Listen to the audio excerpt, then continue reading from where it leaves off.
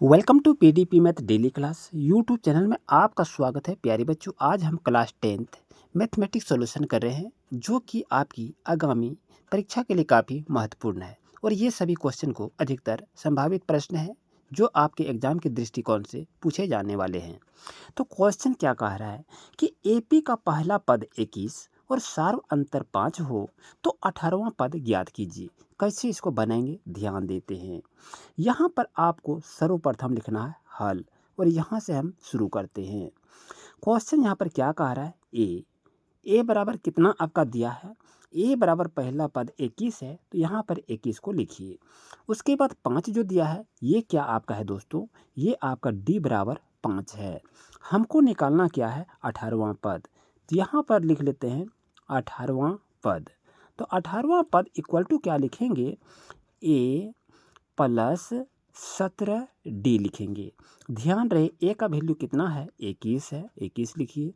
17D का बात कहा रहा है, तो यहाँ पर 17 है, आप 17 को लिखिए। और यहाँ बीच में गुना है, जोड़ चिन्ह नहीं है, गुना है। और D का मान कितना है, 5 है। बच्चों याद रहे, आपके पास 21 को लिखिए और 17 5 को गुना करेंगे तो 17 5 कितना हो जाएगा, 85 हो जाएगा। दोस्तों यहाँ पर 21 और 85 को आप जोड़ देंगे, कितना होगा, 5 1 5 होगा, और 8 और 2 10 हो जाएगा, यानी 105 इसका सही आंसर होगा। और ये आपके एग्जाम में पूछे जाएंगे और यहाँ से इसमें 2 अंक आपको दिया जाएगा। अब चलते हैं क्वेश्चन नंबर नेक्स्ट पर। जैसा कि देख रहे हैं, नेक्स्ट क्वेश्चन आपके पास है कि 14 सेंटीमीटर त्रिज्या वाले वृत्ताकार तार को मोड़कर एक वर्ग बनाया गया है, तो वर्ग की भुजा की परिमाप ज्ञात कीजिए। यानी 14 सेंटीमीटर की ये आपकी त्रिज्या है, और इसको मोड़कर क्या किया है, एक आपका वर्ग बना है। और इसी को मोड़कर यदि ये वर्ग बना तो इसकी आकृति इस तरह होती है। तो ये कह रहा है इसका एक भुजा का परिमाप ज्ञात कीजिए, कितना होगा। तो इसको बनाएंगे कैसे, चलिए इसको देखते हैं। यहाँ पर लिखेंगे हल। हल को लिखने के बाद यहाँ पर लिख दीजिए प्रश्न से। प्रश्न में जो कह रहा है इस तरह से लिखेंगे तो आपके एग्जाम में नंबर अधिक मिलेंगे। प्रश्न से मैंने लिखा। अब यहाँ क्या कर रहा है, वृत्त की परिधि, यही तो हमको निकालना है। वृत्त की परिधि, वृत्त की परिधि बराबर सूत्र क्या होता है, वर्ग की परिमाप। ये तो वृत्त की परिधि और वर्ग की परिमाप दोनों तो एक ही होता है, तो यहाँ क्या लिखेंगे, वर्ग की परिमाप। जैसा कि देखें, वृत्त की परिधि बराबर फॉर्मूला होता है 2πr, ये हो गया। और वर्ग की परिमाप बराबर क्या होता है, 4 गुना ए, या 4a आप लिख सकते हैं, कोई दिक्कत नहीं है। 2πr का मतलब यहाँ पर ये हो गया, यहाँ पर 2 लिखिए, गुना लिखिए। पाई का मान होता है 22/7, और ये आपका आर होता है रेडियस। रेडियस कितना दिया है, 14 सेंटीमीटर यहाँ पर त्रिज्या दिया है, ये आपका हो गया 14 सेंटीमीटर। और यहाँ 4a का मतलब हो गया, ये दोनों को गुना करेंगे तो कितना हो जाएगा, 4a हो जाएगा।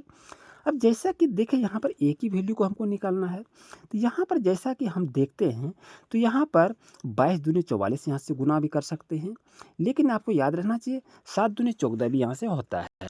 इसे आप सॉल्व कर लीजिए। यहाँ पर देखिए 7 दूनी कितना हो गया, 14 हो गया। अब ये 22 दूनी 44, 44 दूनी कितना आपका हो गया, 88 हो गया। तो बच्चों यहाँ पर क्या लिखेंगे, 88 को लिखेंगे, इक्वल टू कितना हो जाएगा, 4a हो जाएगा। 4a को मैंने लिखा। अब यहाँ हम करेंगे क्या, ए की वैल्यू को निकालेंगे, ये आपका गुना में है, तो इधर आके क्या हो जाएगा, भाग में हो जाएगा। तो 88 बट्टे क्या लिखेंगे, 4 लिखेंगे।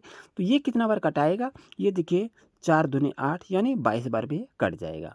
अब यहाँ पर आप लिख सकते हैं परिमाप, यहाँ पर लिख लीजिए परिमाप। परिमाप बराबर आपका फॉर्मूला क्या है, 4 गुना ए, यही तो है। तो यहाँ पर आपका 4 है, तो 4 को यहाँ पर लिख लीजिए। और ए का वैल्यू कितना आया आपका, 22 आया, 22, तो ये इसको लिख लेते हैं। और 22 और 4 को गुना करेंगे तो कितना होगा, 22 चुके 88, यानी 88 सेंटीमीटर इसका सही आंसर होगा, जो आपको निकालने के लिए कह रहा था। प्यारे बच्चों, जैसा कि देख रहे नेक्स्ट क्वेश्चन आपके पास है। यहाँ पर 12, 15, 21 के अभाज्य गुणनखंड विधि से एचसीएफ और एलसीएम ज्ञात कीजिए। यहाँ से ये क्वेश्चन को पूछे जाएंगे। तो यहाँ पर लिखेंगे हल, और यहाँ से आपकी शुरू होती है प्रक्रिया। अब यहाँ कह रहा है 12 का गुणनखंड, तो यहाँ पर लिख लीजिए 12 का अभाज्य, 12 का अभाज्य गुणनखंड। तो 12 का अभाज्य गुणनखंड को हम निकालेंगे तो कितना निकलेगा, 2 गुना 2 3, 2 गुना 2 गुना 3 यानी आपका कितना हो गया 2 पर स्क्वायर और ये आपका 3 हो जाएगा। अब चलते हैं 15 का, तो 15 का हम निकालेंगे 15 का अभाज्य गुणनखंड तो कितना होगा, तो 3 गुना 5 यही तो आपका होगा। अब जैसा कि देखिए अब आएगा आपका 21 का, तो हमने लिखा 21 का अभाज्य गुणनखंड कितना होगा, 3 गुना 7 करेंगे तो ये 21 होगा। अब जैसा कि देखें यहाँ पर कह रहा है क्या, एचसीएफ, तो हम यहाँ पर लिख दिए एचसीएफ इसमें से देखा जाए तो एचसीएफ यहाँ पर क्या मिला, एक आपका 3 मिला, यहाँ भी 3 मिला, यहाँ भी आपका 3 मिला।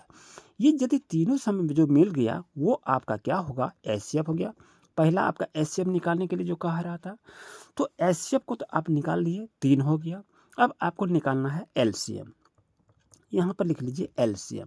एलसीएम में हम क्या क्या लेंगे, तो ध्यान रहे यहाँ पर 2 पर स्क्वायर आपका है, तो यहाँ पर लिखेंगे 2 पर स्क्वायर, गुना पर देंगे 3 गुना 5 गुना 7। अब यहाँ पर करें क्या, सभी को गुना कर लेंगे, तो 2 दूने 4, 4 तिया 12, बर पंचे 60 और 60 से 7 गुना करेंगे तो कितना होगा, 420 होगा। यही आपको निकालना था। ये आपका एचसीएफ, ये आपका एलसीएम हो गया।